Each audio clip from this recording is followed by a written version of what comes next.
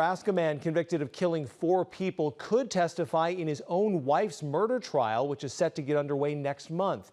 The judge in that case ordered the deposition of Jason Jones at the request of the prosecutors that are handling wife Carrie Jones's case. Carrie Jones is charged with first-degree murder in the death of Jean Twyford, one of 4 people Jason Jones was convicted of killing.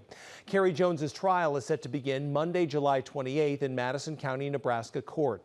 In addition to the first-degree murder charge, Carrie Jones is also facing charges of tampering with evidence and being an accessory to a felony. Jason Jones is still awaiting sentencing in his case. He could face the death penalty or life in prison without parole.